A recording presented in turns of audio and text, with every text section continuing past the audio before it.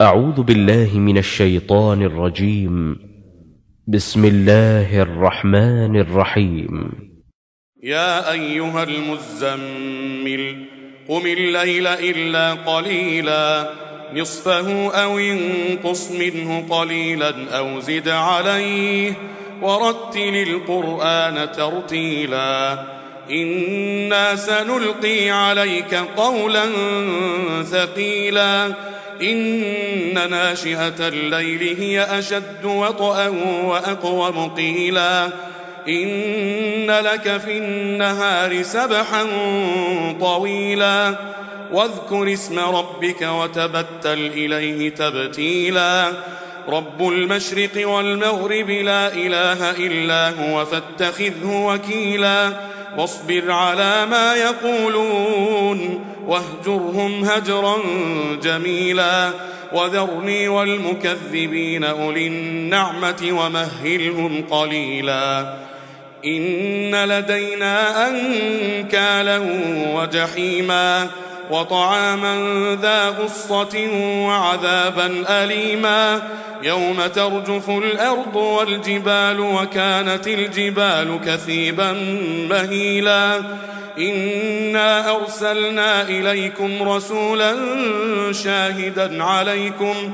شاهدا عليكم كما أرسلنا إلى فرعون رسولا فعصى فرعون الرسول فأخذناه أخذا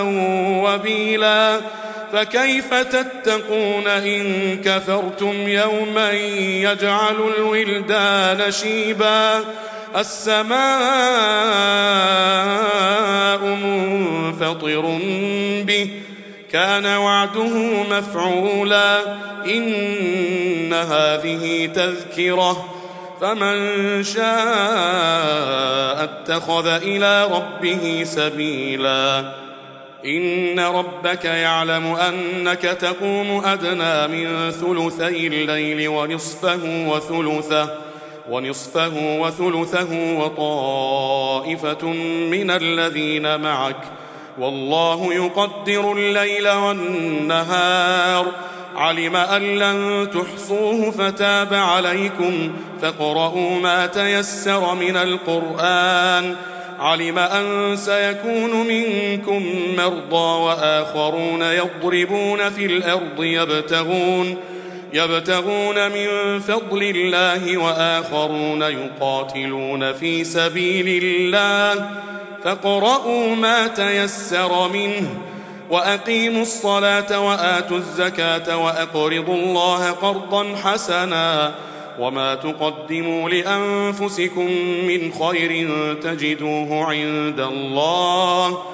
تجدوه عند الله هو خيرا وأعظم أجرا واستغفروا الله إن الله غفور رحيم